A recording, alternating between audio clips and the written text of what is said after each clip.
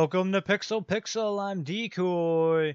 And this week we're checking out State of Decay 2 on the Xbox Game Pass. Now to be fair, I did put this game off a little bit longer than I wanted. I was hoping some of the bugs would get ironed out in like the first week before I started playing it, and I showed up to the party just a little too soon, because they just released a 20 gig update that's supposed to solve a lot of the bugs and other issues with the game. Now, I can't say as to how many problems this is going to fix, because that's a big friggin' update, and I really wanted to get this video made. So, if it solves even half of the problems with the game, it'd be amazing. Because the state that I played the game in, it almost felt like it was more of an alpha or beta with all the problems I was running into. But when I look past the bugs, there is definitely something fun here. I don't know how else to put it. There's something fun here. You just gotta look past all the glitchy zombies, flying cars, and God knows what else, because you're always running into something weird. Every time you turn around, another little bug. Well, crap. Now, luckily, I never had a bug kill me, so I feel kind of special, but there was one time it came pretty close. Now, we'll get onto the items in the game real quick. There are a ton of friggin' items. You got everything from painkillers to 50 cal sniper rifles to tampons. A little bit of everything. Now, the base building, that is going to be one of the key focal points, I guess. And overall, the base building is pretty cool, with the exception of one major problem that I have, and that's that you can't upgrade your defenses. Zombies can just come up to your little gate and knock it open, or climb over your walls, and in a zombie survival type base building game, I would want my base to be way more secure than what the characters in the game are happy with. Speaking of them being happy, they are freaking whiny. Oh, they can be quite annoying. Because along with all your building and stuff like that, you got to keep track of your resources. If your resources start getting too low, they'll start complaining. So you got to go get more resources to make them shut up.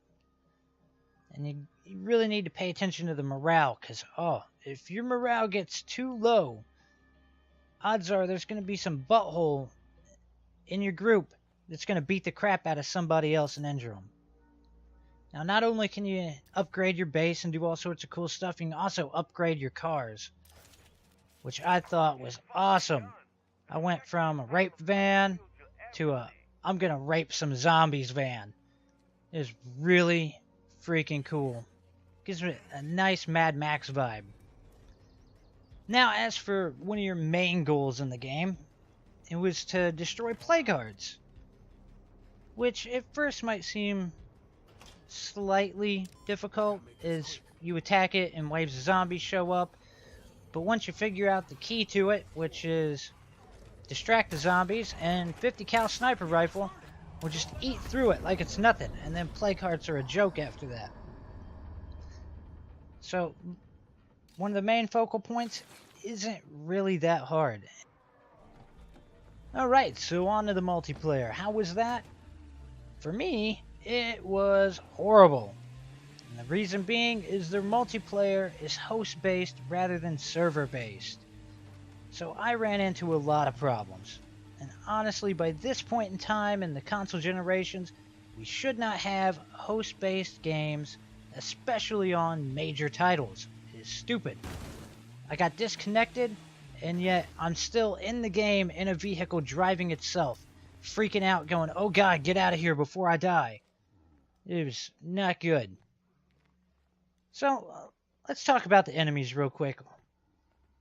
There's a decent little mixture of enemies in the game, but in the end, they're all kind of stupid. Then again, they are zombies. But basically, if you get swarmed, just jump on top of a car, pull out your firearm, and they'll stand there politely and let you shoot them in the face. Not the best thing ever. But, what are you gonna do? If you don't have a car nearby, then you might be in trouble. Now, this brings me to my final verdict. If the update solves a decent amount of the bugs, then this game is worth checking out. If it didn't solve any of the problems, then it's more of a... I give it more of an average rating, maybe slightly below average. It's definitely got good points to it. I will say, though, that you're probably way better off getting Game Pass than paying for it. There you have it, folks. Please remember to like, sub, and share later.